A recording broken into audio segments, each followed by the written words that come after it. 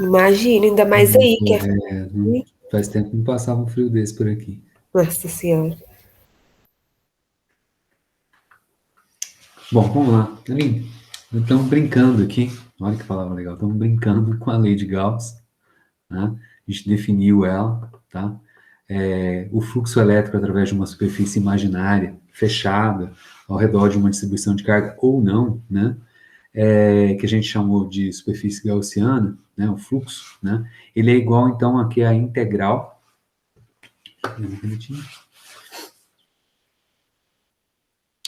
Né? É igual aqui à integral, essa bolinha aqui, simplesmente para falar que é sobre superfície fechada, né? Do fluxo do campo elétrico, como a gente definiu, é o campo elétrico produto escalar, né, vezes o elementinho de área dA. Esse dA, né, é um vetorzinho, né, que tem o tamanho de uma área, né, um pixelzinho, dAzinho, vezes um vetorzinho normal à superfície. Esse cara normal à superfície, como se trata de superfície imaginária fechada, né, é sempre para fora da superfície. Então não tem ambiguidade, como a gente tinha conversado anteriormente, né? E produto escalar, o que que é, né? Produto escalar entre dois vetores, um vetor A escalar um vetor B, é módulo do primeiro vetor vezes o módulo do segundo vetor vezes o cosseno do ângulo entre eles. Né? Como precisa, né, de saber qual é o ângulo entre eles, a gente precisa enxergar esses vetores no espaço para poder saber qual que é o ângulo para poder fazer a conta. Então, isso a gente tem que trabalhar também. Então, esse fluxo colocado dessa maneira, nessa superfície imaginária, a gente demonstrou que ela é igual à carga interna daquela superfície, carga interna total, né? Ou seja, a carga líquida lá dentro. Por quê? Porque podem ter cargas positivas e negativas. Então, você tem que somar positivo com negativo, e se tiver ali uma carga líquida, né? Essa é a carga interna total que está ali, né? Com uma constante de proporcionalidade aqui, que é 1 sobre ε0, que é a permissividade elétrica do vácuo. Beleza? Então, estão brincando com esse cara que está aqui. E aí a gente discutiu os efeitos, né? Algumas características, né? Em corpos elétricos carregados, condutores elétricos carregados, tá? Em equilíbrio, falando um pouco de blindagem. Depois, na aula de manhã, a gente vai falar de novo de blindagem, para conversar a respeito, né? Como eu disse para vocês, da distribuição eletrônica, principalmente ali dos metais de transição e das terras raras. Tá? E aí, né? E tem a ver com isso que eu vou fazer, que eu fiz na última aula. Né? Aqui fizemos assim o cálculo depois, no cálculo do campo, né? Usando a ideia do Gauss, né? O campo de uma casca, né? De uma esfera, é uma casca esférica, né? Carregada uniformemente. Né? Tem simetria? Tem a simetria esférica, né? Isso ajuda a gente sempre, né? Aliás, só tem sentido a gente usar Gauss quando tem simetrias, tá? Então, aqui tem simetria esférica, né? Brinquei aqui de colocar, né, a pessoinha aqui rodando, né, ao redor dessa distribuição de carga aqui, né, e ela vê, né, sempre a mesma coisa. Isso indica que tem simetria, né? E fizemos essa continha, né, e chegamos à conclusão de que, né, o campo elétrico de uma casca esférica, né, dentro, né, para um ponto que tiver aqui dentro, o campo elétrico é zero. Né? Tá aqui para R, para um raio menor do que o raio da minha esfera, é zero. Por quê? Ué? Se você passar uma gaussiana aqui, aí pergunto para vocês, a gaussiana diz para mim, tem carga elétrica aqui dentro? Não tem. Se a carga interna é nula, porque a carga eu só coloquei na superfície, né? É uma casca. Então, aqui dentro não tem carga. Se não tem carga ali dentro, campo elétrico, né? Se não tem carga, lembro que, né, a lei de Gauss diz que o fluxo elétrico, vou colocar aqui na tela, é igual à integral de escalar dA, que é igual à carga interna sobre ε0. Se a carga é zero, isso aqui é uma igualdade, a integral tem que dar zero, né? Aqui, para a integral dar zero, dada a simetria do problema, o campo elétrico tem que ser zero, tá bom? Então, aqui dentro é zero, então está aqui, campo dentro da casca esférica é zero, e fora? E fora é exatamente igual ao campo elétrico de uma carga pontual. Então, para o camarada que está aqui fora, como a gente colocou, agora colocando esse meu pontinho aqui, é como se toda essa carga que está distribuída nessa esfera aqui tivesse toda ela concentrada no centro, como se ela fosse uma carga pontual lá no centro. São coisas diferentes, é como se fosse, beleza? Então, isso são resultados muito importantes para a gente, tá? Isso que eu acabei de chamar aqui em física, né, chama teorema das cascas, tá? Isso serve para forças que têm essa característica de dependência de 1 sobre r ao quadrado, simetria esférica, né, com 1 sobre r ao quadrado. Que outra força tem essa característica? A força gravitacional, né? Tanto é que Newton, né, ele vai...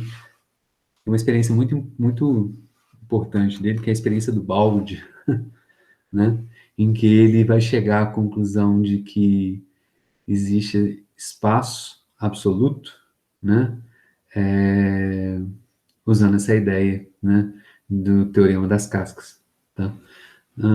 Outro dia, com mais calma, eu posso explicar um pouco mais. Sempre quando a gente fala absoluto, qual que é o contrário de absoluto? É o relativo, né? Então, um filósofo do século XIX, Ernest Mach, ele questionava muito essa ideia de que o espaço é absoluto. Ele achava que não fazia sentido dizer que o espaço é absoluto. O que significa ser absoluto? Vamos supor que a gente está aqui, de repente a gente tira tudo do universo, só sobra a gente aqui, como se a gente pudesse, no espaço, tá? Sem nada em volta. Se de alguma maneira eu me movimentar, né, como eu vou saber que eu estou me movimentando? Eu não tenho como saber. Por quê? Porque o movimento, né, ele é, por essência, relativo. Quando eu ando, eu vejo, por exemplo, né, as coisas que estão à minha volta se aproximarem e na direção em que eu estou indo, né, no sentido que eu estou indo, e as que estão no sentido contrário vão se afastando. Então, eu sei que eu estou em movimento, né? Porque existem esses objetos que me servem de referência, né? Para Newton, se você tirar tudo do universo, você ainda se move. E para Ernest Mach, não. E Ernest Mach é um filósofo, tal. Einstein, né? Ele vai tentar, né? A ideia dele, é, né? Introduzir a ideia de relativo, por isso a teoria da relatividade. Einstein queria implementar as ideias do Ernest Mach, tá? Que a essência dessa crítica do Ernest Mach é essa do movimento absoluto do Newton, que teve a origem aonde? Nesse resultado que a gente acabou de ter aqui para força gravitacional. Né? Rapidinho, desculpa, eu talvez possa ser interessante. Né? Ele faz a seguinte experiência hipotética. Vamos pensar aqui que você está aqui, ó, planeta Terra, e aí você tem uma haste aqui, como no Gol, né? E você pendura aqui um balde com água.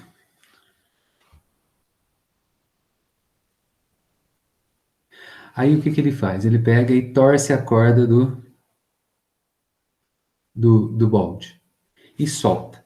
Quando você torce a corda do balde e solta, a corda vai desenrolar, o balde vai girar, né? E a água perfila ali dentro do balde.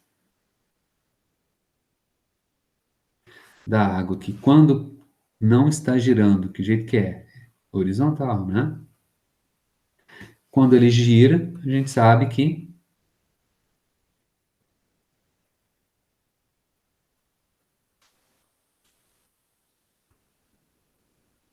a água passa a ter um perfil parabólico aqui, né? Vai para as beiradas. Quando rodando. Aí fala assim, mas que força que está agindo? O Newton pergunta, que força que está agindo sobre a molécula de água aqui, que está empurrando ela para cá? Que força que está fazendo isso? Aí fala assim, uau, né? A força gravitacional é para baixo. Aqui o planeta Terra, né? Tá para baixo. Então essa força aqui não é a força de atração gravitacional. Aí ele pensa assim, será que é devido às estrelas, a todas as, né, que estão em todas as direções, né, no universo, ao redor, né, de todo o universo que está ao redor? Será que é de interação gravitacional com esses caras? Aí ele faz essa continha. Qual que é a força que age aqui sobre a molécula da água devido a todo o universo que está ao redor dele? A força gravitacional.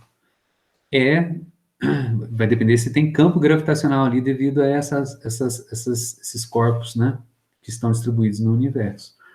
Ele pensa assim, o universo deve ser simétrico e a massa que está no universo deve ser homogeneamente distribuída em todo o universo. Então, a quantidade de massa que tem aqui ao redor do meu balde deve ser igual como se tivesse aqui uma carga uniformemente distribuída, só que você tem que pensar que tem uma massa uniformemente distribuída. Quando a gente faz a continha, quanto que é o campo elétrico, aqui no caso, entre aspas, né? Campo elétrico é o campo gravitacional? Zero. Aí ele fala assim, não, joga fora. A Terra não é, as estrelas, o universo não é. Então, o que eu posso fazer? Eu posso jogar todo mundo fora. Jogo todo mundo fora, que não faz diferença nenhuma para minha experiência. Eles não exercem força nenhuma. Joga fora. Então, pode jogar até a haste aqui fora. E aí, quando você roda, o balde vai para a lateral, né? Devido não a uma força verdadeira, mas essa é a ideia do Newton, né? Mas uma força, entre aspas, fictícia, que na verdade, né, que vai dar a ideia da lei da inércia. Tá? Mas, para ter a inércia, ele precisa estar em movimento. Então, ele está dizendo, eu tirei todo o universo, né? Então não existe mais nenhuma referência para mim. Né? Então, por que que a molécula vai para fora? Porque ela está em movimento. Mas como é que ele sei que ele está em movimento se eu não tenho mais referência? Ah, então ele está em movimento porque o espaço é absoluto. Né? E para o Ernest Mai, isso aí era um terror, não tinha como entender isso. Não fazia sentido algum, mas veio dessa ideia de que a força era zero. Né? Então, isso aqui tem implicações muito importantes na nossa história científica. Einstein não estava só ligado a essas questões de mecânica, nem nada, né? Einstein foi um dos caras que também deram contribuições muito importantes ao entendimento da matéria, tá? Na época do Einstein, a galera não acreditava muito que átomo existisse, né?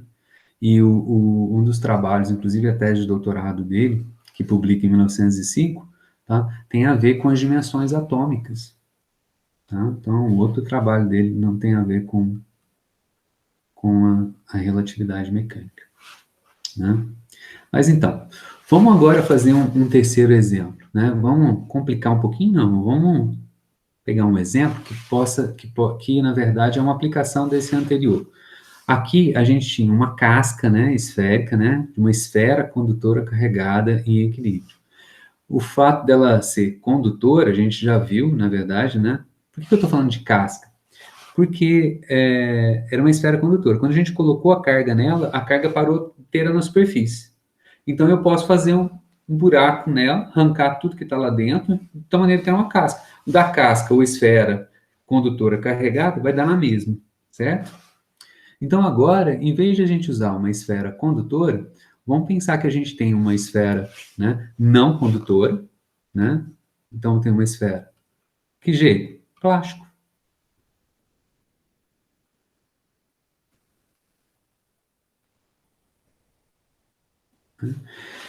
E de alguma maneira, né, como um pente, né? Um pente você pode passar no cabelo e eletrificar ele. Então eu posso pegar essa esfera plástica e de alguma maneira colocar uma carga nela, tá? E como nesse plástico, né, os elétrons não têm, ou a falta do elétron, não tem mobilidade, né? Então do jeito que eu colocar lá, fica. Então vamos pensar que de alguma maneira eu coloco uma carga nessa esfera não condutora e ela se distribui no volume, né, da esfera de forma homogênea. Então, mesma quantidade, em todos os pedacinhos, em todos os pontos dentro da esfera, tem sempre a mesma quantidade de carga, tá? Então, é uma esfera não condutora carregada homogeneamente.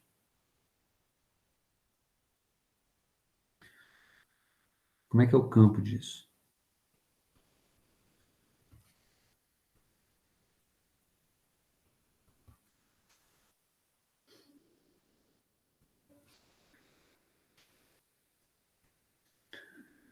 Então, eu tenho uma,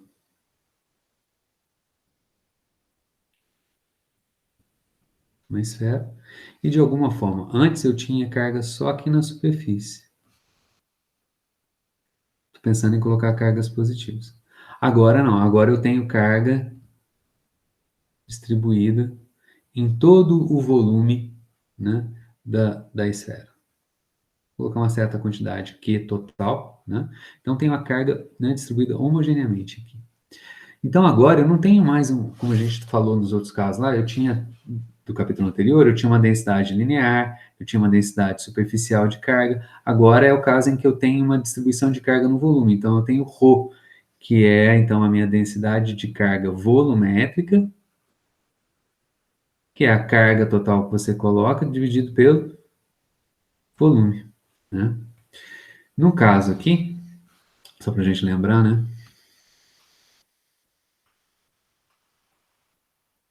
O volume da esfera é 4/3 de PR ao cubo.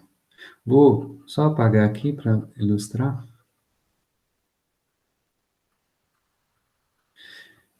Botei aqui uma esfera. Vou de novo continuar chamando isso aqui de raio A. Então, o raio dela é A, então é Q, carga que você colocou, dividido por 4/3 de π A ao cubo. O 3 está dividindo no denominador, vai lá para o numerador multiplicando.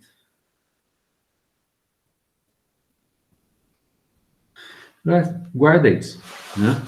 Deixa eu até vou puxar ele para cá, deixar ele quietinho aqui.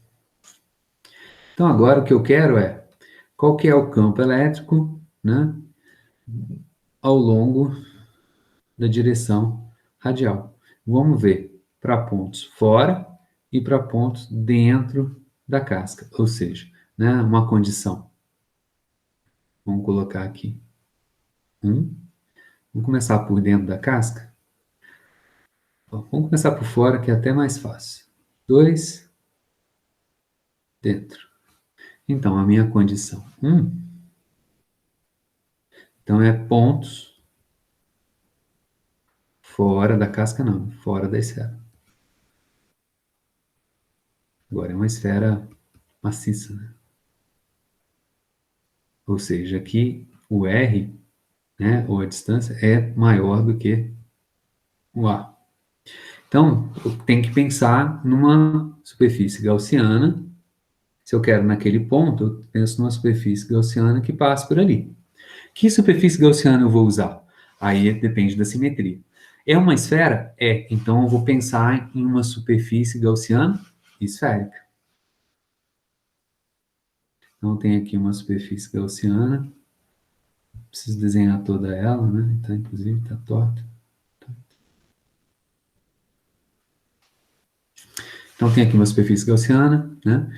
E aí você pode pensar, olha, como é que é o campo elétrico dessa distribuição de carga? Se você correr sobre essa superfície gaussiana, você sempre vai olhar para dentro dela e vai ver a mesma coisa, né? Então, a primeira coisa que você pode dizer é que o campo elétrico sobre essa superfície ele é homogêneo. E o que significa ser homogêneo? Que ele é igual em todos os pontos. Joia? Ele está apontando para fora, a carga é positiva? Né? Se Q for positivo, beleza, está apontando para fora. Mas ele está apontando para fora, aqui no ponto que eu desenhei. Vou chamar esse cara aqui. Tipo. O campo elétrico aqui, né? Tá para fora, aqui, tá para cá, tá aqui deitadinho, ou tá exatamente sobre a direção radial. Aí a gente tem que pensar na soma vetorial, não é isso? O que eu estou tentando desenhar aqui é o campo resultante. Né?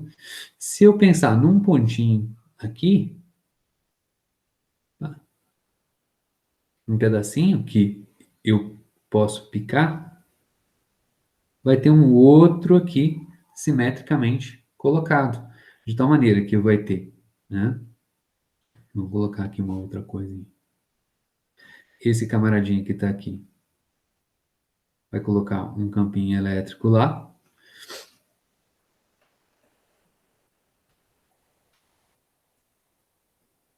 E esse cara que está aqui vai colocar um outro campinho elétrico lá.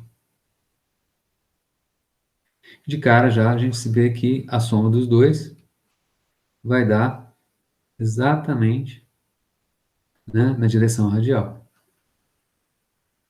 Então, esse cara que está aqui é o meu campo elétrico. E pela simetria do problema, ele é radial. O que isso significa? Que ele é paralelo ao n, que é o vetorzinho normal. Como era, não foi da outra vez. Isso é importante porque eu tenho que fazer o produto escalar. Certo? Beleza? Então, vamos lá. Vamos aplicar aqui. Então, o fluxo elétrico sobre essa superfície fechada vai ser E escalar dA. E aí, então, vai ser integral módulo do primeiro, módulo do segundo, vezes cosseno do ângulo entre eles. Meu desenho, qual é o ângulo entre os dois vetores? Lembra que meu dA é dA N. Então, o produto escalar E escalar dA, na verdade é o produto escalar E escalar N. Né? Então, qual é o ângulo entre o vetor campo elétrico e o vetor normal à superfície? O ângulo é zero, portanto, cosseno é 1. Então, esse cara aqui vai ficar simplesmente integral de E dA sobre a superfície gaussiana. Em alguns casos, alguns livros até colocam aqui, ó, sobre a superfície gaussiana, um índicezinho para lembrar a gente que é a superfície gaussiana que a gente escolheu.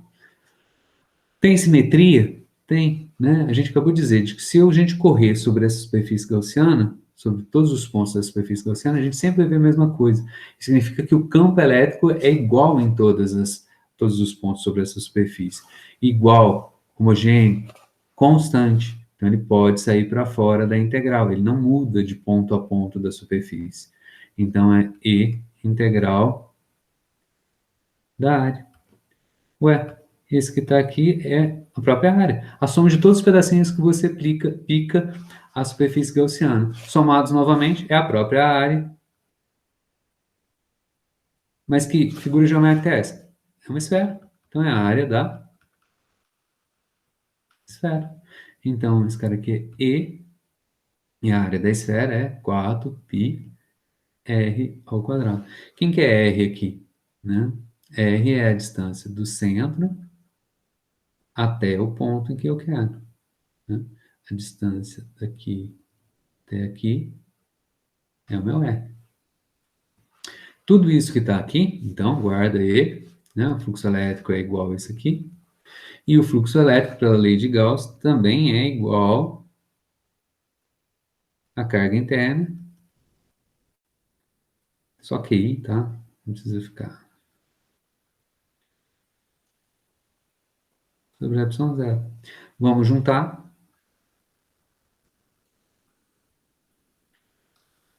Então, a gente vai ter que E vezes 4 π r ao quadrado é igual a Q interna sobre ε0. Qual é o campo elétrico?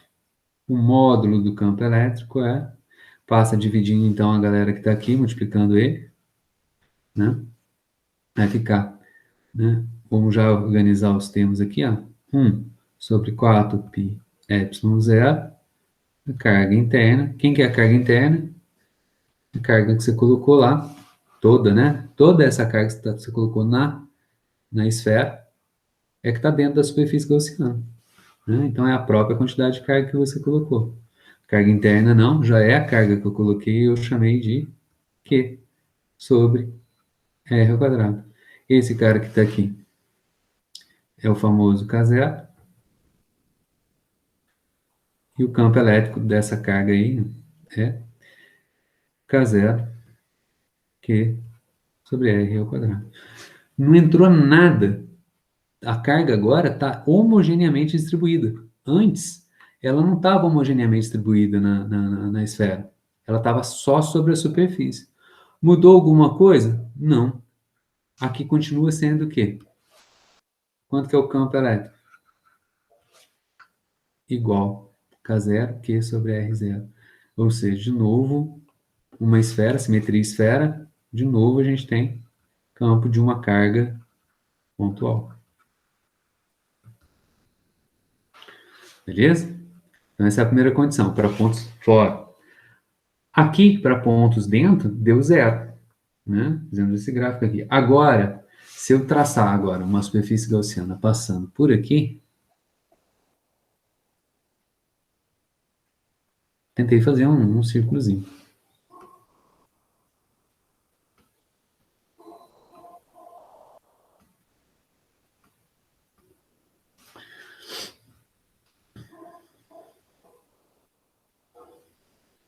Né? Agora eu estou pensando nessa superfície.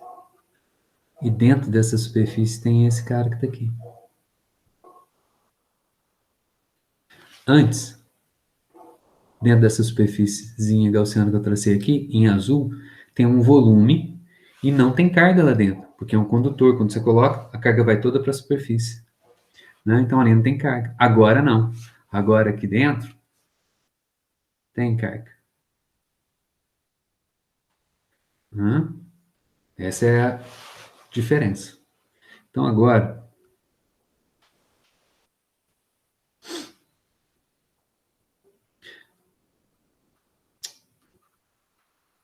situação 2 ali, né? Para pontos dentro da esfera.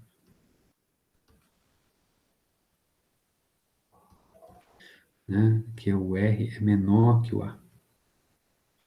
Certo? Então, a mesma coisa, vamos lá.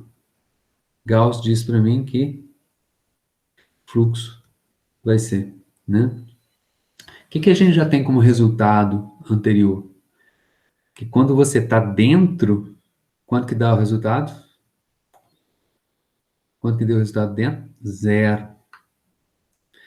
Para toda essa galera, você está aqui dentro.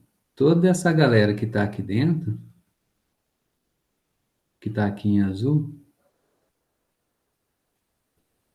todas essas cargas que estão ali, para essas cargas que estão em azul, você aqui no ponto 2 está dentro. Qual que é o campo elétrico aqui no ponto 2 devido às cargas que estão além da esfera em que ele está? Para esses caras, para que ele está dentro, o campo elétrico a gente já sabe, é zero. Então, esses caras todos que estão aqui não vão contribuir para o campo elétrico no ponto aqui em 2. Só vão contribuir para o campo elétrico quem estiver dentro. É isso que faz Gauss. Gauss diz para a gente que só importa quem? Carga interna à superfície gaussiana. Então, agora continua a mesma coisa, né? Integral, superfície fechada de E escalar dA. Que vai ser integral de superfície fechada de E Módulo de dA, cosseno do ângulo entre eles. Agora, para quem está aqui, no ponto 2, o campo elétrico continua tendo uma distribuição esférica. Então, o campo elétrico aqui continua sendo radial. E o N é radial. Então, continua tendo aqui o ângulo zero. E o cosseno de zero é 1. Integral de superfície. A superfície gaussiana é agora essa pequenininha, né? De E dA. Se você correr nessa superfície pequenininha aqui, né? Você sempre olhando para dentro, você sempre vai ver a mesma coisa. A carga é homogeneamente distribuída no volume, né? Então, o campo elétrico, ele é homogêneo, ele é constante, ele pode sair de dentro da integral. Eita, igualzinho. Vai dar o mesmo resultado da carga pontual? É. Isso aqui vai ser E vezes a integral da área, 4πr ao quadrado. Só que esse r aqui agora é menor do que o A. Isso que está aqui é igual a quem? A carga interna sobre epsilon zero. Isso é a lei de Gauss. A questão é, no primeiro caso, para pontos fora da esfera, a carga interna é exatamente a carga que você colocou na esfera. Agora não. Agora aqui, a carga interna é apenas uma fração da carga interna. Por quê? Só a carga interna ali dentro é que vai contar para o campo elétrico. Quem está além daquela esfera, né? A soma de todas as contribuições dá zero, porque você está dentro. Então, a pergunta é, quanto de carga tem ali dentro dessa esferinha? Ué, simples, a carga não está homogeneamente distribuída, né? Então, agora, a carga interna é menor do que a carga total. Como é que a gente sabe quanto que é a carga interna ali? Olha, a carga interna vai ser a densidade de cargas vezes o volume daquela esfera. Quanto que é ρ? Ρ é constante, a gente já calculou ali, vezes o volume daquela esfera. Aquela esfera que está ali qual que é o volume dela? É 4 terços de π r quadrado, não, ao cubo. Quem que é ρ? Ρ é um valor fixo já, né?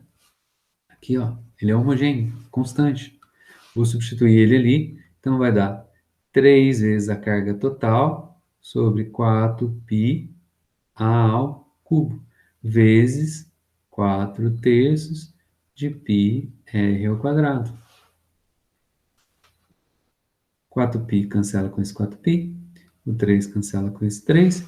Então, quanto tem ali de carga interna? De novo, coloquei ao quadrado, você desculpa.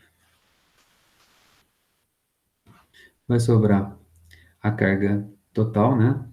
Vai sobrar R ao cubo sobre A ao cubo vezes a carga que você colocou lá, né? Então, agora aqui, vou substituir. Então, eu tenho, estou olhando para cá, E, né? Para R menor do que A. Vai ser vezes 4πr ao quadrado, aqui, ó. Só coloquei o índice agora aqui para a gente não esquecer. Vai ser igual. Carga interna, quem que é? E, R ao cubo, sobre A ao cubo, vezes Q, dividido por epsilon zero. Joia. R ao quadrado, cancela com o cubo, só sobra R.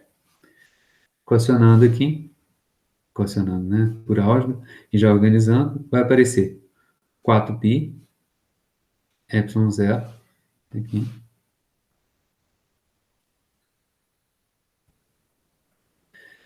Q sobre A ao cubo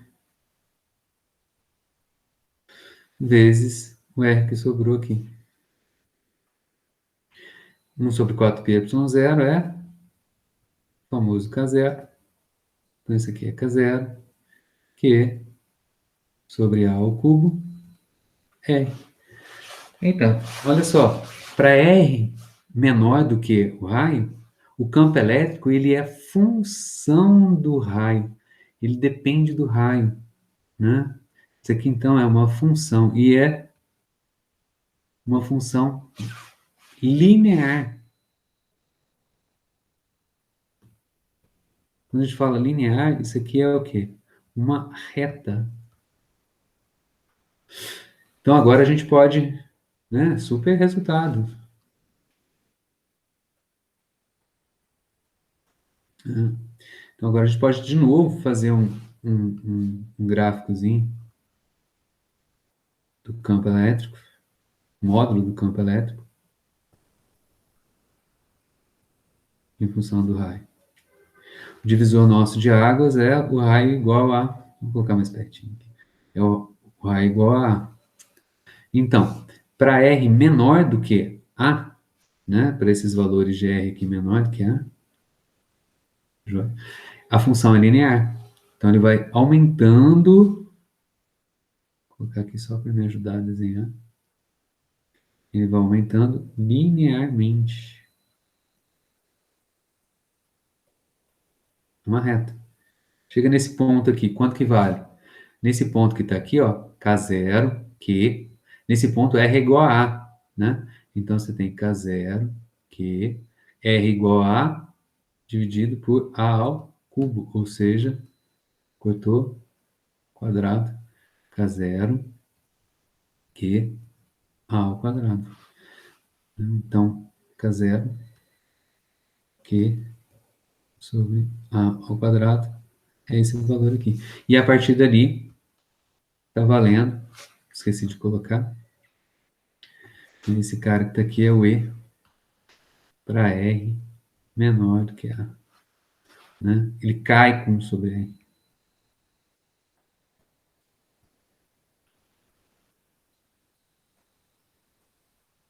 Então ele vai ficar parecidíssimo. Parecidíssimo não, igualzinho, né? Que a gente já tinha antes aqui. Ó, ele cai com sobre R. E o valor é o mesmo, né? K0, Q sobre A ao quadrado.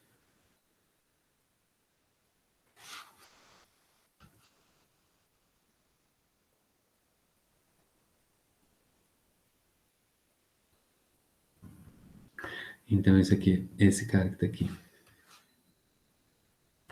proporcional, né, a R, e esse cara que está aqui, proporcional a 1 sobre R ao quadrado.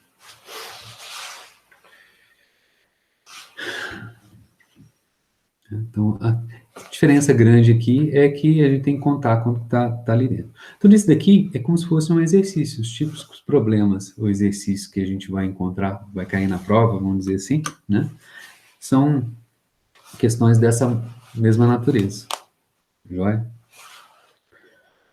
Vamos explorar agora outras simetrias. Vamos pegar agora uma simetria cilíndrica.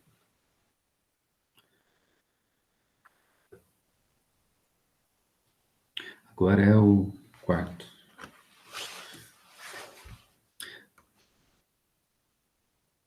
Então, vamos tentar agora, tentar deduzir qual é o campo, né, de um fio,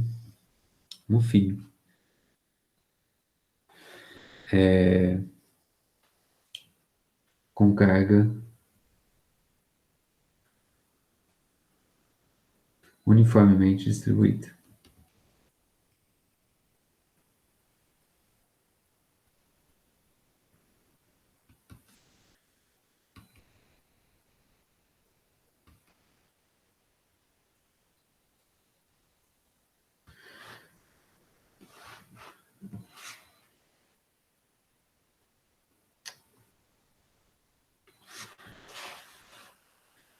Então, eu tenho um fio, esqueci de colocar, vocês desculpem aqui, um fio infinito.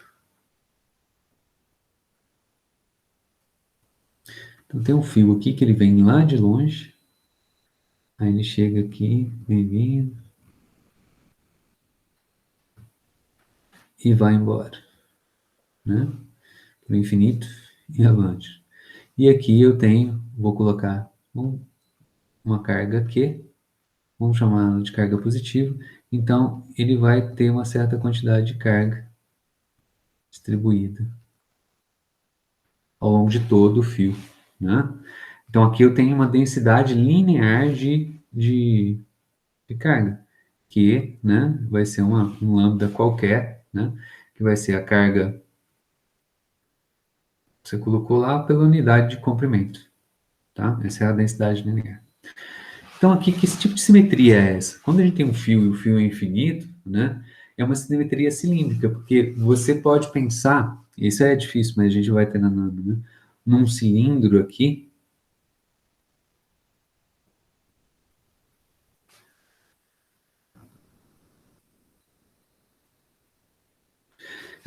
ele é infinito, né, mas se você for pensar, se você correr sobre, né, a lateral aqui do cilindro, né, você sempre vai ver a mesma coisa. O camaradinho que está para cá, ele vê um fio se estendendo para até quanto? Para o infinito. Ele olha para a esquerda agora, o que, que ele vê? Um fio se estendendo para o infinito. Se você correr sobre essa superfície aí, você vê a mesma coisa. Se você sair um pouquinho para cá ou um pouquinho para cá, muda alguma coisa do que você vê? Não, por quê? Quando ele olha para a direita, ele continua vendo um fio se estender até onde? Infinito. Para cá. Ele olha para a direita dele, que é a minha esquerda, ou a sua esquerda, né? Vai ver um fio se estendendo para o infinito. Não muda nada. É, ele andou para lá e para cá e não muda. Exatamente. Então, significa o quê? Né? Que o campo elétrico, como que não muda nada, tanto para esse camarada da direita ou esse da esquerda, não muda nada, significa que o campo elétrico sobre a superfície do meu cilindro, tanto, né, ao longo de uma linha aqui paralela ao eixo do cilindro, ao próprio fio, ou, né, ao redor dele, é constante, pelo menos em modo, porque você está sempre vendo a mesma coisa. A pergunta é, o campo elétrico é um vetor, qual é a direção e sentido dele? Ué, vamos pegar dois pedacinhos aqui, vou pegar um pedacinho que esteja desse lado de cá, uma certa quantidadezinha de carga dQ aqui. Num ponto sobre a superfície do cilindro, e vai colocar um campinho aqui, né? Vai ter um dE aqui. Mas para qualquer ponto que você pegar, né, ao redor desse meu eixo que eu tracei aqui na vertical, sempre vai ter um outro simétrico que vai colocar um campinho lá também. Qual que é a soma desses dois vetores? Né? De novo, vai ser um vetor cuja resultante vai estar apontando, né, para cima, né? Ali já vai estar para fora, né? E o que é mais importante? Que esse cara aqui está perpendicular ao eixo do cilindro, ao próprio fio. Então, o meu E está aqui. Aonde que está o E? Num ponto aqui. A mesma coisa, vai estar apontando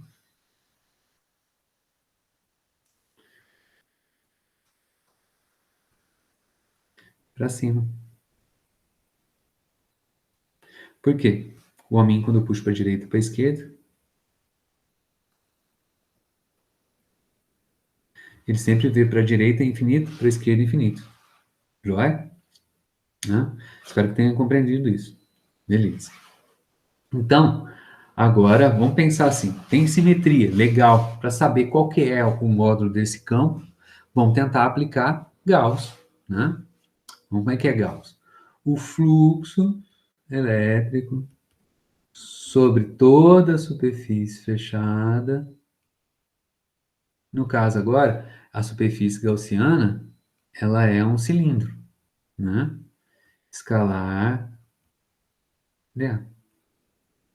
Então agora vamos pensar o seguinte. Quem é a minha superfície gaussiana?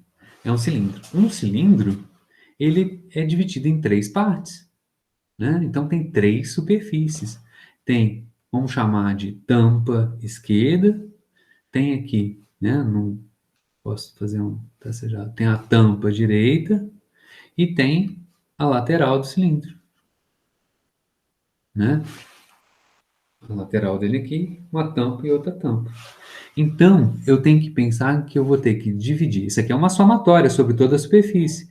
Então, isso daqui é uma integral, né? Aberta agora sobre a tampa da esquerda de E escalar dA na tampa esquerda, mais uma somatória do fluxo na tampa direita de quem? E escalar dA mais a integral, né? Não é fechado, está aberto, né? Na lateral do cilindro de E escalar dA. Né? A soma dessas três superfícies fecha, né, a minha superfície gaussiana. Legal? Então vamos pensar aqui, né, em cada uma delas. Então a primeira coisa que eu preciso aqui é fazer o cálculo do produto vetorial. Tá? Então, como é o campo elétrico na tampa da esquerda? Olha, como a gente falou, o campo elétrico está para cima. Cadê o N? O N é um vetorzinho normal à superfície, saindo para fora. Então, meu N está aqui para fora, 90 graus. Por quê?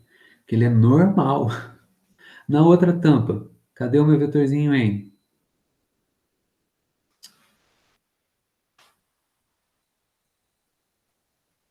Está aqui. Na lateral do cilindro, ele vai rodando, em diferentes pontos, ele vai rodando. Nesse ponto que eu desenhei aqui, o N também tá para cá. Cadê o meu campo elétrico? Faltou eu colocar o meu campo elétrico na tampa da direita. Também tá para cima. Na parte de cima tá para cima, na parte de baixo tá para baixo, né? Claro. Para quem tá do lado de cá, o campo elétrico inverte, vem para cá. Não é isso? Então agora vamos fazer o produto escalar. Já de cara, qual é o ângulo, né? Então vamos colocar aqui, ó, um igual. Então a integral na tampa esquerda, módulo do campo elétrico lá, dA. Agora, cosseno do ângulo entre eles. Qual que é o ângulo entre o campo elétrico e o vetorzinho N? Pelo próprio desenho, eu tenho que ver isso. Aqui, o ângulo é 90 graus. Ou seja,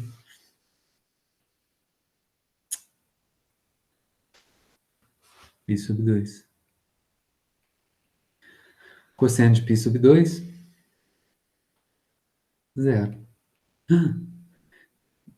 É ortogonal. Cosseno de 90 graus é zero. Então, quanto que vai dar toda essa integral? Zero. Qualquer coisa, dA, alguma coisa, é um módulo, um pedacinho da área, diferente de zero. O E, tá lá, a gente tá vendo? Tá diferente de zero. Mas, qualquer coisa, vezes zero, é zero. Agora, na tampa da direita. Integral ali na tampa da direita. Agora aqui, do lado de cá. Campo elétrico lá. Já fazendo módulo do campo elétrico. Módulo do elemento de área. Cosseno do ângulo entre os dois. Agora, estou de olho aqui, ó. Qual que é o ângulo entre o E e o N? De novo, é 90 graus. Vai dar zero, né?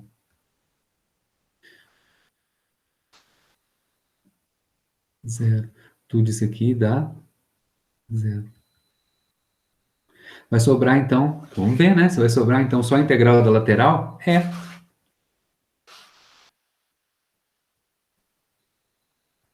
Na lateral. Módulo do campo elétrico, módulo do elemento de área, vezes cosseno do ângulo entre eles. Agora olhando aqui, agora eu estou de olho nesse cara que está aqui, ó, na lateral. Qual é o ângulo entre o campo elétrico e o vetorzinho normal? Agora é zero. Antes era 90 graus, né? Agora aqui é zero radiano. Isso aqui dá 1. Eita, que bom, hein? Senão ia dar tudo zero, né? Se desse zero também tinha problema. Mas eu sei que não vai dar zero porque tem carga interna. Então esse cara aqui é integral de E dA.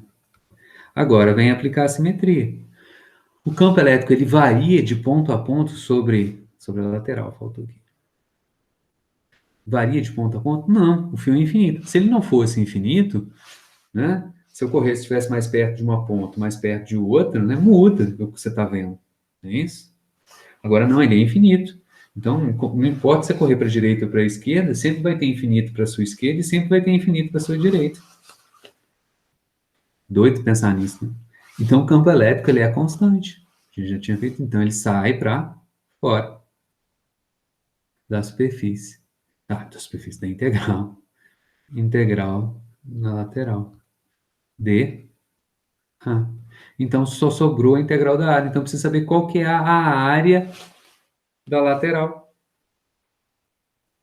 Como é que a gente pensa nisso? A área da lateral. Aqui é o meu cilindro. A lateral do cilindro é essa. Então, para saber, o que eu preciso saber? Abro ele. Quando eu abro ele, eu tenho, né, um retângulo. Que dimensões eu preciso saber? Quanto que ele tem aqui, quanto que ele tem aqui. Ou seja, eu vou precisar saber desse raio. Por que eu preciso saber desse raio? Enroladinho, né? Por quê? Eu vou ter que saber do perímetro. É um círculo. Né? Vou chamar esse cara aqui de S. Posso dar nome? Pode, não quiser. É a distância do ponto até o fio. S. E eu vou precisar também, né, do comprimento dele. Vou chamar esse cara aqui de L. Então, quanto que vai ser a área ali? A área vai ser perímetro 2 π S vezes altura, né? L. Isso aqui tem que ser igual a quem? A carga aqui dentro. Quem que é a carga que está aqui dentro? Qual que é a carga? A carga que está aqui, ó, nesse fio que ficou dentro do cilindro. Quanto de carga tem ali? Depende do comprimento do fio, porque eu tenho uma distribuição homogênea linear de carga. Então, eu tenho aqui uma certa quantidade de carga, lambda, né? Vezes o comprimento do fio. Quanto que é o comprimento? L. Né? Então, se eu quero a carga, simples aqui, ó. Se eu quero a carga, eu pego o L que está dividindo e passo multiplicando. Lambda vezes L. Daqui, lambda vezes L sobre epsilon zero. Então, quanto é que é o campo elétrico do cilindro? Né? Do cilindro, né? Nessa geometria cilíndrica, na simetria cilíndrica do fio. Né? E vai ser, olha lá, posso cancelar esse cara com esse. Então vai sobrar, né? 1 sobre 2 π epsilon zero. Juntei aqui, ó, 2 π epsilon zero, passei dividindo, né? Lambda S. Morreu.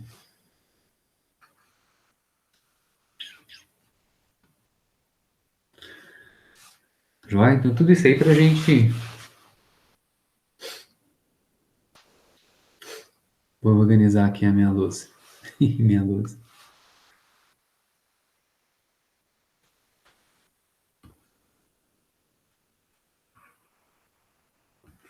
Otimizar espaço. Então aqui, o fluxo elétrico. Isso é igual a isso. Portanto,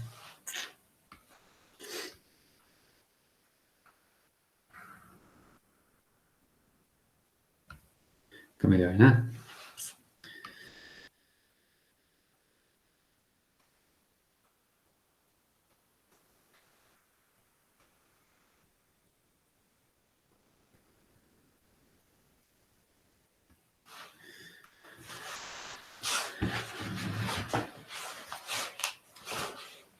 Tudo bem? Vamos partir para um outro exemplo? Eu quero agora são usando planos. Tá? A gente já fez para um plano infinito. Eu vou pensar agora também, porque eu fiz um fio infinito. Agora eu vou pensar num plano infinito, com carga homogeneamente distribuída. Esse cara aqui foi o 4, agora 5. A questão é, qual é o campo de um plano?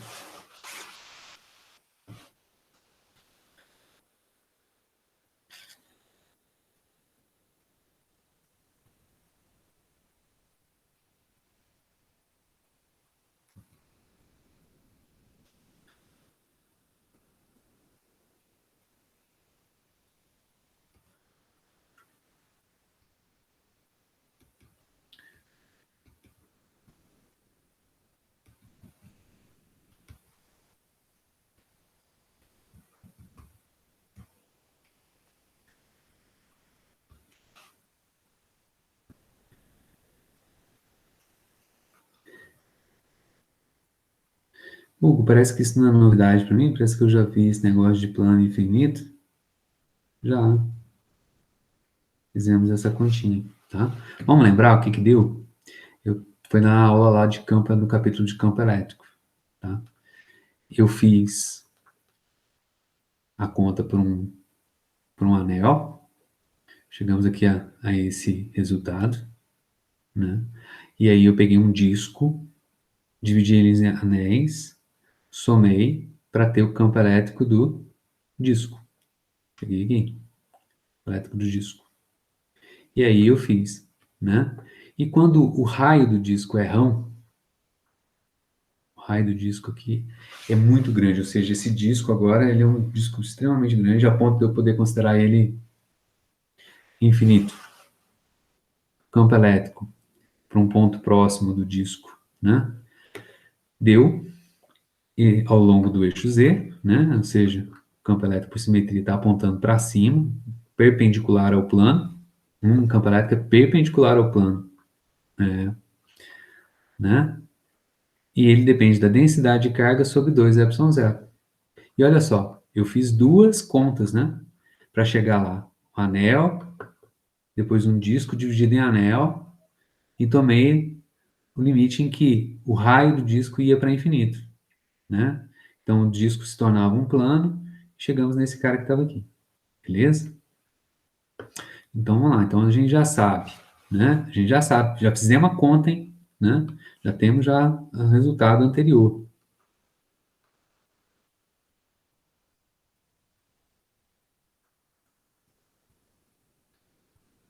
Diz para mim que o E do plano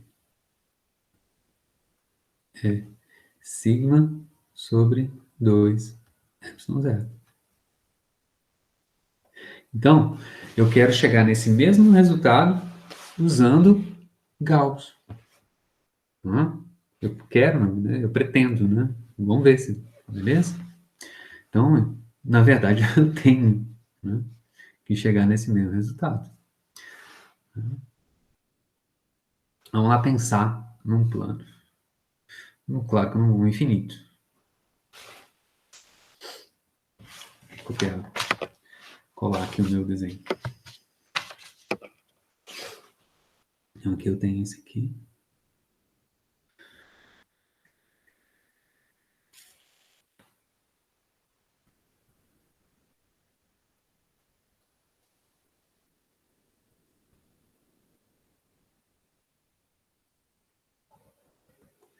Pronto, estou tentando desenhar ele aqui meio que em perspectiva.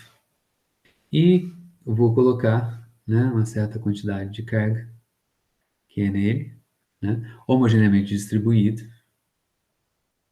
Então, é um plano, então eu tenho uma densidade superficial de carga, que é a carga toda dividida pela área desse cara. né? Podemos pensar nele positivo? Podemos, não é?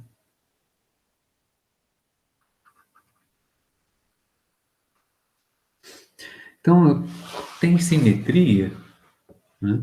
Eu sei que o campo elétrico, né, em um ponto qualquer sobre aqui o meu, o meu cilindro, uma certa distância sobre o meu cilindro, sobre o meu cara aqui, desculpe,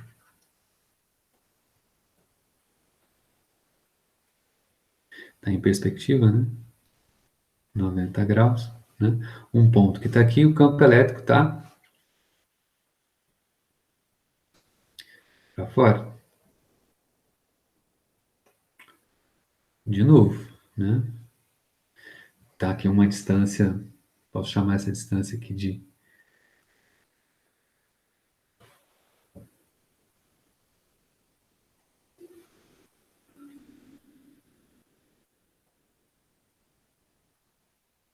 nossa, minha perspectiva está péssima, né?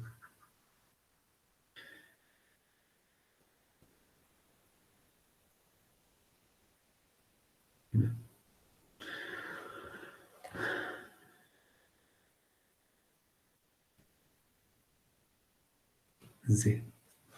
Meu campo elétrico está para cá, está apontando para lá. Para um outro ponto que está lá do outro lado, o campo elétrico está apontando para o outro lado. Lembra que o campo elétrico sai das cargas. E aqui eu tenho carga homogeneamente distribuída, né? Sobre o volume. Então vamos pensar o seguinte, né? Pela intuição que a gente já tem. Vamos pensar que a gente tem um cilindro aqui, tem que englobar, né? Então, um cilindro, uma tampa. O ponto aqui em questão está na tampa. Então ele vem para cá, até chegar aqui na minha, no meu plano, e ele continua do lado de lá, do outro lado de lá.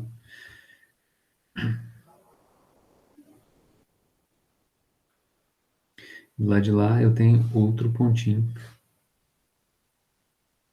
sobre a outra tampa dele.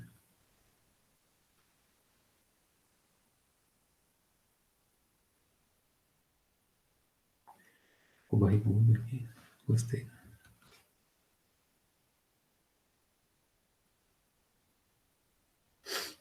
Então eu tenho um cilindro. Então, como se eu tivesse aqui meu plano, eu tenho um cilindro, no EGS, trespassando ele aqui, né? Uma tampa do lado esquerdo, uma tampa do lado esquerdo e o cilindro. E aqui tem uma certa quantidade de carga aqui. Vai? Né?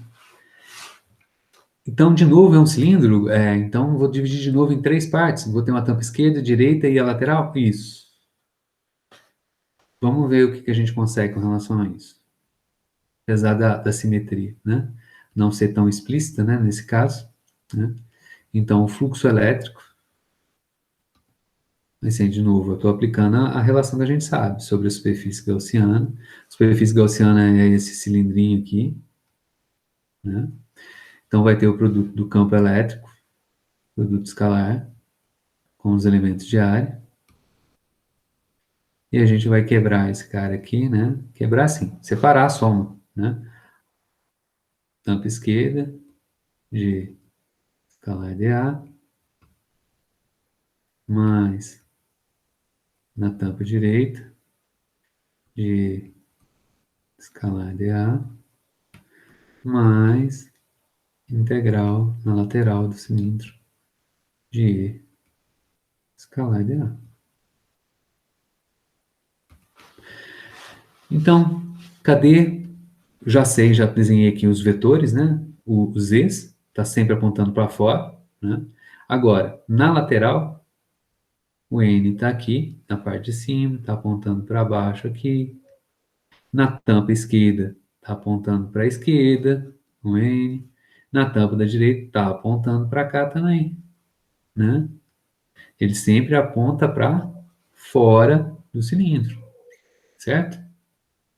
Então, agora a gente já de cara já sabe, ó, já consegue ver, talvez, né? O campo elétrico na lateral, ele continua apontando para cá. Quanto é o ângulo entre o campo elétrico e o vetor normal na lateral? Ah, agora é diferente do caso anterior. No caso anterior, na lateral, o N e o E eram paralelos. Agora não, eles são perpendiculares. O ângulo entre eles é 90 graus. Então, quem que vai dar zero aqui agora é a integral aonde? Na lateral. Por que que deu zero? Porque o cosseno do ângulo entre eles é o cosseno de zero. Ah, zero. De 90 graus. Pi sobre 2. Beleza? Então, só vai sobrar esses dois aqui. Ó, né? Quanto é o produto, então? Vamos lá. Então, vamos colocar aqui. Então, vai lá. Na tampa esquerda, módulo do campo elétrico, dA, cosseno do ângulo. Agora, na tampa esquerda, o ângulo entre eles é o quê?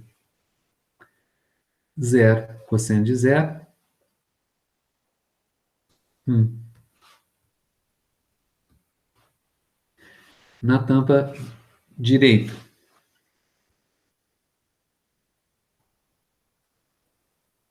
olha só aqui. Ah, tem que fazer integral, Hugo. Mas é só as integral, gente. Não tem nem integral. Não tem integral, né? Olha lá, ó. Fica com medo da integral. Ah, integral aqui, ó. Tirou o campo elétrico para fora. Tirou o campo elétrico, integral da área. A área. Não tem que fazer integral. Né? De E, dA, cosseno do ângulo entre eles. Agora na tampa da direita. Qual que é o ângulo entre eles? A tampa da direita está aqui. Qual que é o ângulo entre eles? Zero também. Quanto que vai dar cosseno de zero? Né? Agora vamos pensar o seguinte: o campo elétrico, né? A mesma distância, né? Então vou só mostrar aqui, tentar melhorar o meu desenho para vocês enxergarem. Está aqui o plano, né?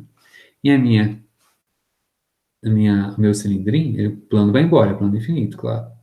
Né? Então eu tenho aqui, ó, um cilindrinho que está fazendo isso, ó.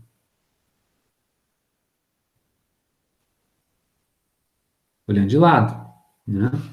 O campo elétrico está aqui, nessa tampa direita, né? Essa aqui é a tampa do lado direito. Então, esse aqui é o campo elétrico. O N está aqui. Na tampa esquerda. Né? Esse é o E.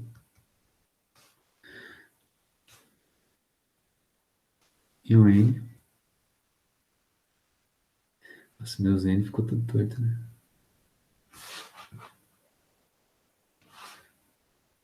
Pra cá. Pergunta, né? O módulo, porque agora eu já fiz o produto escalar, olha lá.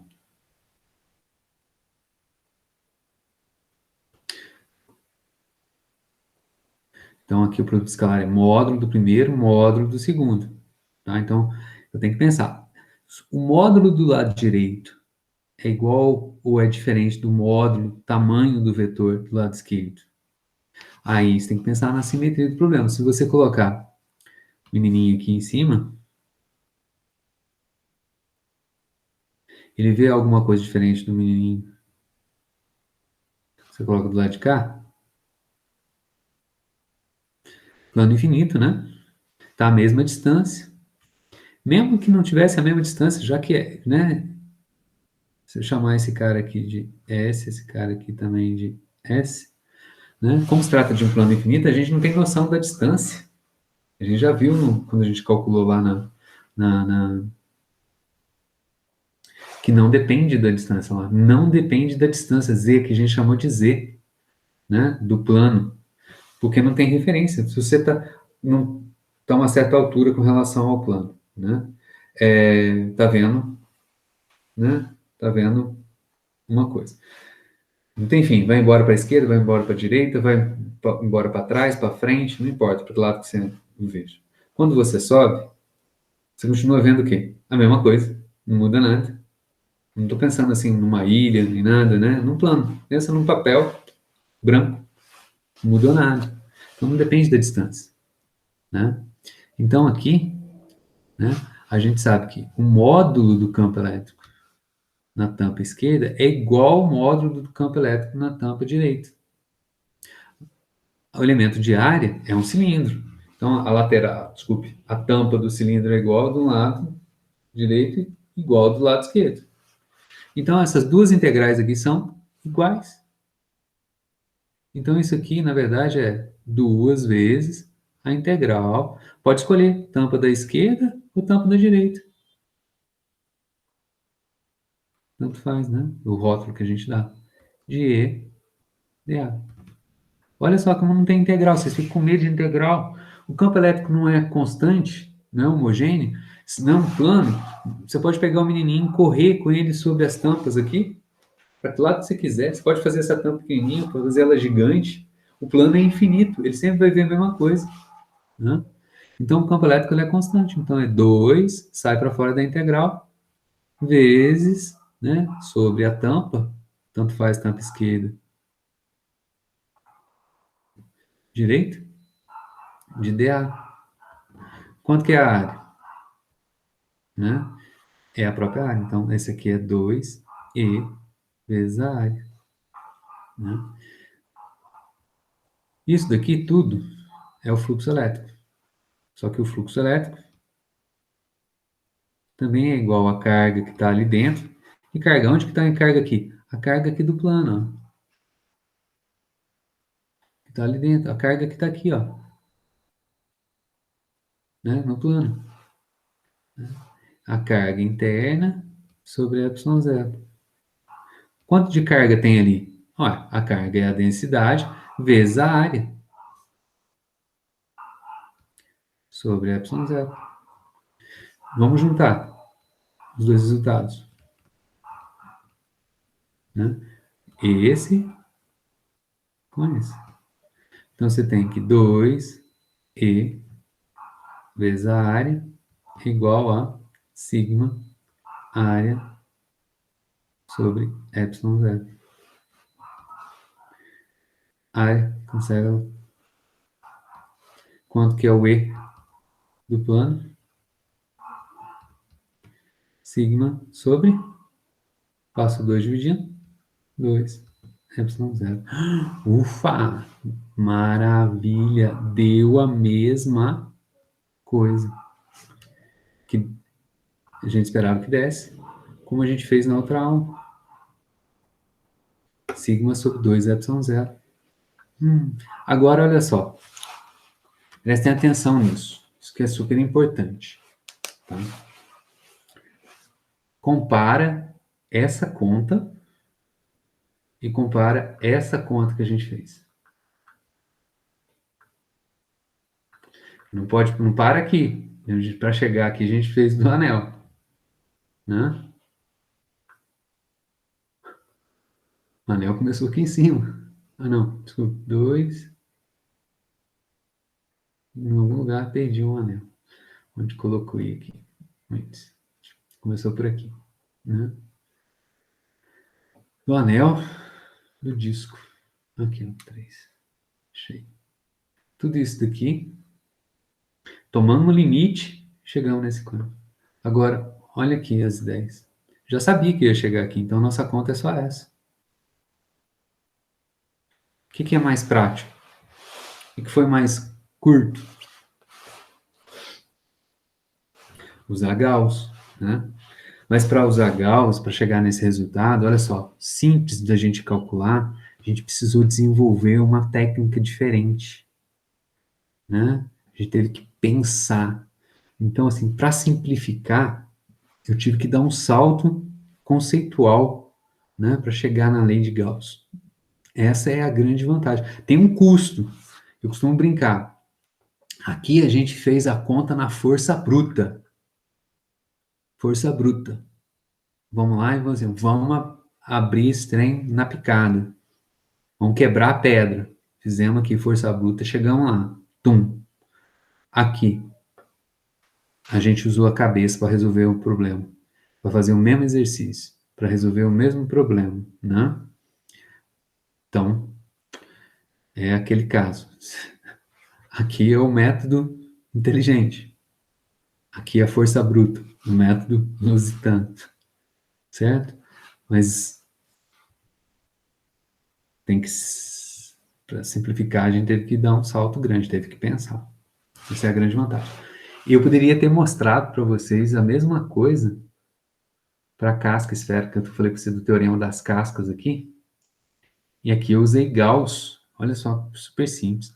Agora, para resolver esse problema aqui da casca, né, da esfera condutora, com a carga só na superfície, ou seja, como se fosse uma casca, na força bruta, dá uma conta que vocês não têm noção. Aí sim tem que integrar, tá? Tem que integrar umas integrais legais de fazer. Não é difícil, dá para fazer, mas é conta bastante, né?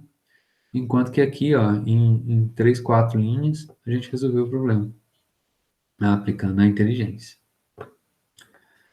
Para encerrar, eu quero fazer só mais um exemplo, que é importante daqui 2 capítulos, que é quando a gente for falar de capacitores. A ideia, então, agora é fazer o quê? Pegar 2 planos paralelos.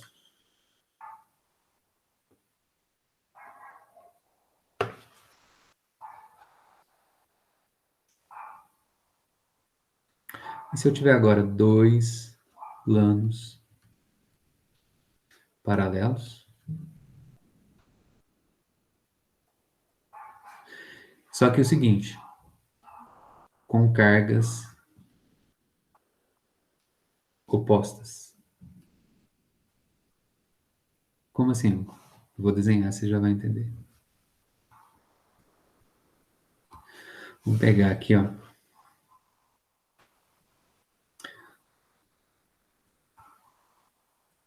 Vou até precisar desenhar, né, uma placa.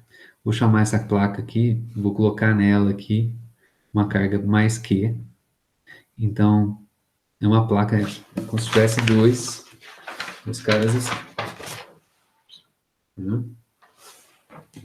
Muito grandes, a ponto da gente considerar, né, quase que infinito. Então, esse cara aqui vai ter cargas positivas aqui, né? E até vou copiar.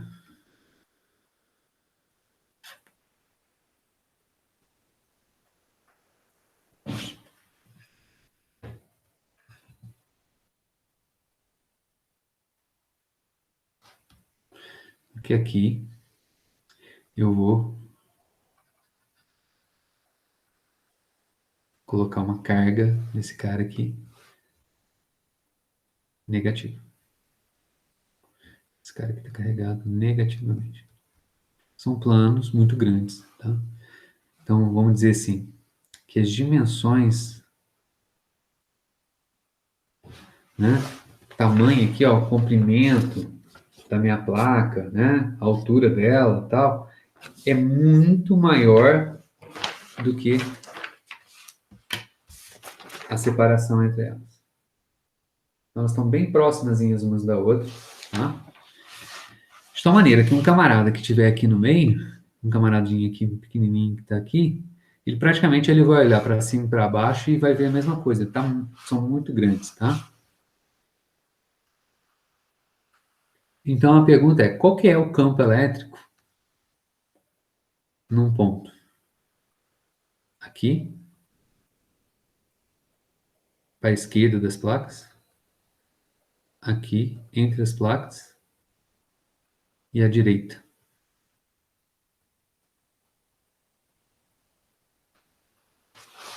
Então, agora são duas placas.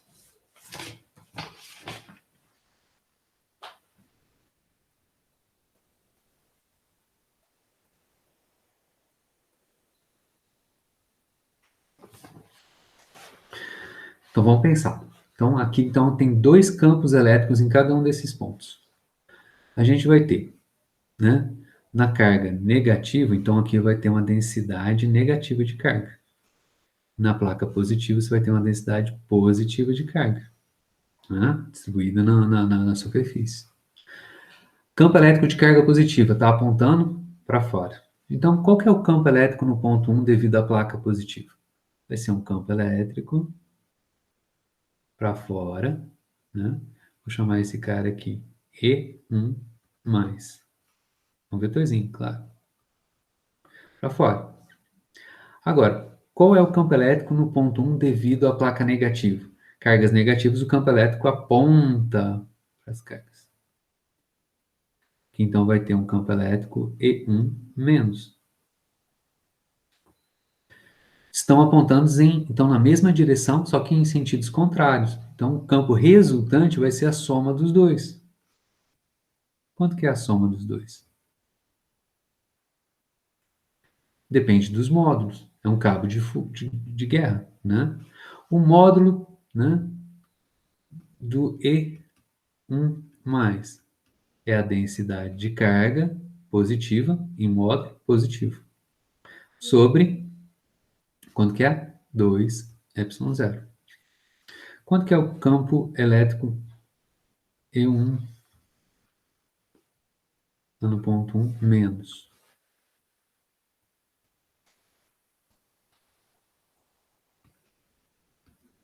Vai ser o módulo da carga negativa, portanto vai ser algo positivo sobre 2ε0. Eu coloquei a mesma quantidade de carga, só que do lado positivo, do outro lado negativo. Em placas iguais, duas folhas A4, mesmas dimensões, mesma área. Então as densidades são iguais. Quando eu pego o módulo aqui, né, esse cara aqui é igual a sigma sobre 2ε0. Então, os módulos são iguais. Quanto que vai dar a soma? Zero.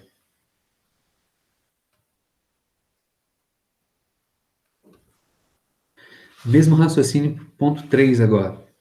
Cadê o campo elétrico da placa positiva?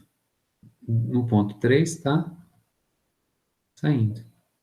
Esse é 1, 3 mais. Placa negativa.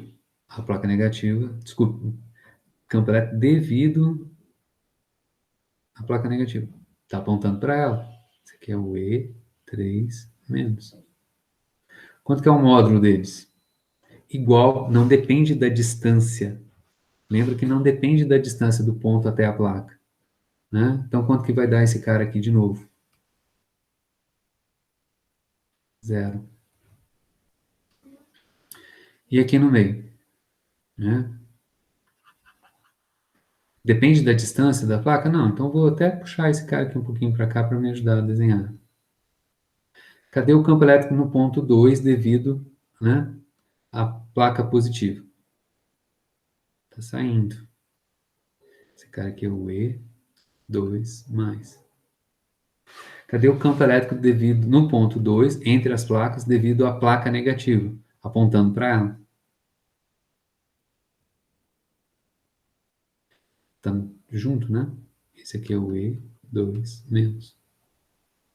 Agora, né? Essa soma que estava aqui, na verdade, como sentidos opostos, é uma subtração. Um cancela o outro. Enquanto que aqui eles estão na mesma direção, aí sim, efetivamente, a gente vai ter uma soma algébrica, não é isso? O módulo dos dois campos é o quê? E sigma sobre 2ε0, sigma sobre 2ε0. Quanto que vai dar a soma dos dois? Lá no ponto 2, né? O campo resultante vai ser o E2 mais o E2 menos, que vai ser igual a sigma sobre 2ε0, positivo, sigma sobre 2ε0. Ou seja, no interior, entre as placas, o campo elétrico é sigma sobre ε0. Qual é a direção e o sentido? Super importante isso, hein, gente? Isso aí é importante lá em Físico-Química, lá com a Alzira. Físico-Química 2, né? Tá? Que é a parte toda lá de, né? potenciostatos, né? Soluções eletrolíticas, né? Baterias. A coisa super importante que o químico tem que entender é como é que funciona uma bateria. Né? E a gente precisa disso daqui. Então, o campo total resultante, ele está apontando o quê? Da placa positiva para a placa negativa. Qual que é o módulo dele? Sigma sobre epsilon zero dentro das placas. Fora das placas, a direita e a esquerda, quanto que dá? Zero. Né? Zero. Então, esse é um resultado super importante para a gente usar daqui a pouco, tá? A gente vai voltar nesse esse conjunto de placa positiva com placa negativa, é o que a gente chama de capacitor elétrico, tá? Beleza? E a gente ainda vai melhorar isso ainda. A gente vai colocar aqui no meio, entre as placas aqui, o que que tem? Ar. Ou, se preferir, né? Pode ser no vácuo, não falei nada. Mas eu ainda vou fazer isso. Eu ainda vou colocar aqui no meio um material, né? Vou preencher isso aqui tudo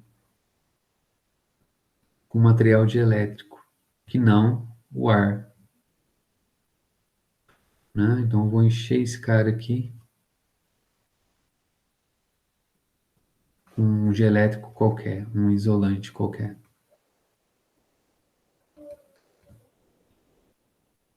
E vamos ver o que acontece. Tá? Uma área super interessante, super importante para um químico trabalhar, não só na academia, mas na indústria. No Brasil não, mas no exterior tem muito, né? É o desenvolvimento de baterias elétricas, né? E porque a gente está falando muito já hoje em dia de carro elétrico, né? De veículos, né? De transporte, né? Elétricos e tal, tudo mais. A gente usa muitos dispositivos eletrônicos, né? Que precisam de bateria, não só o meu celular, mas o notebook, né? Então a gente está sempre sistemas de segurança, cair energia, ele não pode cair, ele tem que continuar segurando, né? Continuando na vigilância, tal. Então a gente usa muito baterias. E essas ideias, esses conceitos básicos, fundamentais, né, para entender como é que funciona uma bateria e tal, tudo mais, a gente vai fazer daqui a no próximo capítulo, não, mas no seguinte, beleza? Hoje eu vou parar por aqui.